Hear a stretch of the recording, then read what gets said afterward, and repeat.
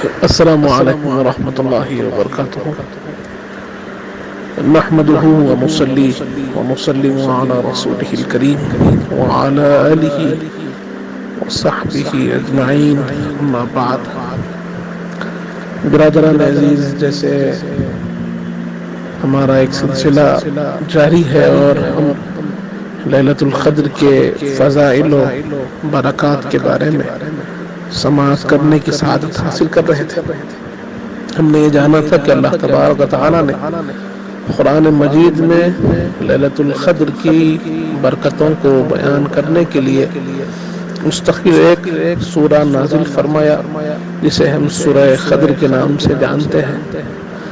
اور لیلۃ القدر کو یہ جو نام ملا ہے، اس کی وجہ کیا ہے؟ اس بارے میں مفسرین بیان فرماتے ہیں کہ یہ قدر کے معنی عظمت کے ہیں، اور یہ عظمتوں والی رات ہے، مقام و مرتبے والی رات ہے. اسی لیے اس کو لیلۃ القدر کہا گیا. دوسری ایک تفسیر بیان ہوتی ہے کہ قدر کے ایک معنی اندازے کے بھی ہوتے ہیں، جس سے کہ مقدار آتا ہے، اور اس کی مناسبت سے اس کے معنی ہوں گے کہ وہ رات کہ جس رات سال بھر کے اہم معاملات کا اندازہ اور حساب و کتاب فرشتوں کے سپرد کر دیا جاتا ہے.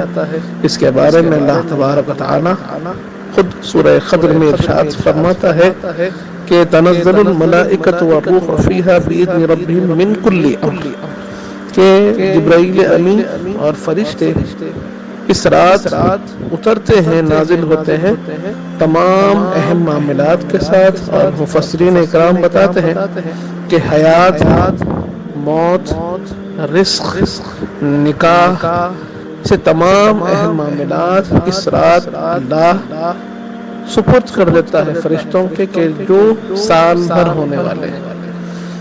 تو رزق بچنے والی رات لیلۃ القدر ہے، مغفرت بچنے والی رات لیلۃ القدر ہے، حیات میں اضافہ ہونے والی رات لیلۃ القدر ہے، موت کا فیصلہ ہونے والی رات لیلۃ القدر ہے.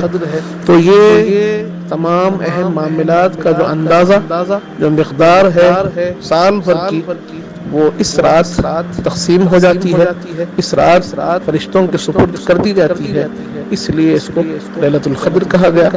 تیسرا ایک اور معنی قدر کا آتا ہے تنگی کا، کہ جہاں کم ہوتا ہے، تنگی ہوتی ہے، اس کو بھی قدر کہتے ہیں. اور مناسبت اس رات کی یہ ہے، مفسرین بتاتے ہیں کہ فرشتوں کا جو نزول اس دنیا میں ہوگا، فرشتے جو اللہ کی رحمتیں لے کر اس دنیا میں اتریں گے تو اتنی کثرت سے اتریں گے، اتنے زیادہ اتریں گے کہ یہ دنیا ان کے لیے تنگ اور کم پڑ جائے گی. اس لیے اس کو لیلۃ القدر کہا گیا کہ اللہ کی رحمتیں اس دنیا میں اتنی نازل ہوں گی، رحمت کے فرشتے اتنے نازل ہوں گے کہ دنیا کا کوئی حصہ پھر باقی نہیں رہے گا. یہ دنیا تنگ دامنی کی شکایت ان سے کرے گی. اب لیلۃ القدر کی جو فضیلتیں ہیں، اس کی 3 فضیلتیں بیان کی گئی ہیں. خود قرآن بتاتا ہے کہ ایک قرآن کا اترنا اس رات ہے، اور یہاں کنفیوز نہیں ہونا ہے، کنفیوژن پیدا ہوتا ہے اس کو دور کرنا ہے کہ 23 برس میں قرآن اتارا گیا. پھر یہ بھی کہا جاتا ہے کہ ایک ہی رات میں قرآن اتارا گیا. یہ کیسے ممکن ہے؟ تو ممکن اس طور پر ہے کہ لوح محفوظ جو پروردگار کے پاس مقررہ ایک خاص لوح ہے جہاں پر تمام تقدیر کے مسائل لکھے ہوئے ہیں، لوح محفوظ سے آسمان دنیا میں قرآن پاک کو، آسمان دنیا پر قرآن پاک کو اتارا گیا. وہ لیلۃ القدر کی رات ہے. پھر وہاں سے اللہ کے حکم کے ساتھ جبرائیل امین وقتاً فوقتاً جیسے امت کو ضرورت پڑی، حضور پاک صلی اللہ علیہ وسلم کے قلب اطہر پر قرآن پاک کو لاتے گئے، پیش کرتے گئے. اس طریقے سے 23 برس میں قرآن اترا، لیکن لوح محفوظ سے آسمان دنیا پہ جو اللہ نے قرآن کو اتارا اور جبرائیل امی کو حکم دیا، وہ لیلۃ القدر کی رات ہے. دوسری ایک فضیلت فرشتوں کے اترنے کی ہے جس کے بارے میں ہم نے جانا، اور تیسری ایک فضیلت جو ہے وہ یہ ہے کہ لیلۃ القدر یہ سلامتی والی رات ہے۔ اللہ فرماتا ہے سلام ہی حتی مطلع الفجر، کہ یہ رات جب شروع ہوتی ہے مغرب سے لے کر فجر تک اللہ اپنے بندوں پر سلامتی بھیجتا ہے۔ اللہ کی رحمتوں کا نزول ہونے والی رات لیلۃ القدر ہے۔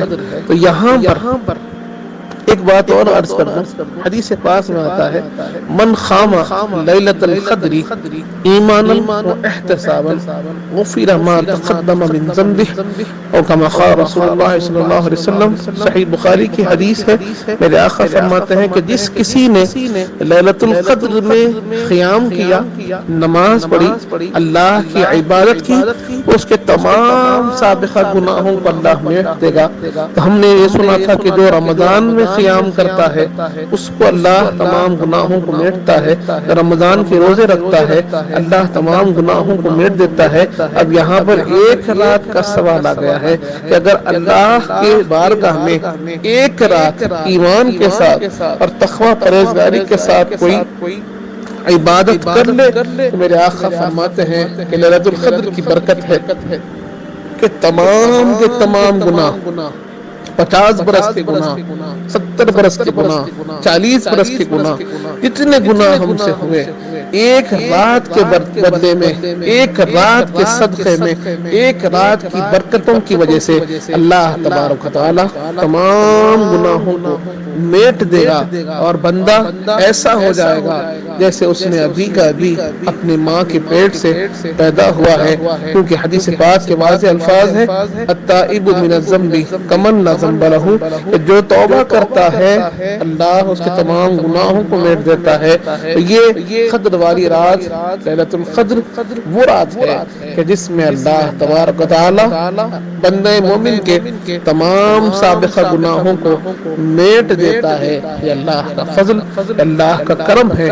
اور اس رات کی جو خصوصی دعا احادیث کریمہ میں آئی ہے، مسند امام احمد میں یہ حدیث منقول ہے، اما جان بی بی عائشہ صدیقہ رضی اللہ عنہا اس کی روایت فرماتی ہے کہ بتائی گئی اللہم انک عفو تحب العفو فاعف عنا، یہ دعا لیلۃ القدر کی خاص دعا ہے۔ حضور پاک نے خاص طور پر یہ دعا کرنے کا حکم دیا، اللہم انک عفو تحب العفو فاعف عنا، یہ دعا ہم کو کرنی ہے۔ اللہ تعالی ہم سب کو لیلۃ القدر کی برکتوں سے مالا مال فرمائے۔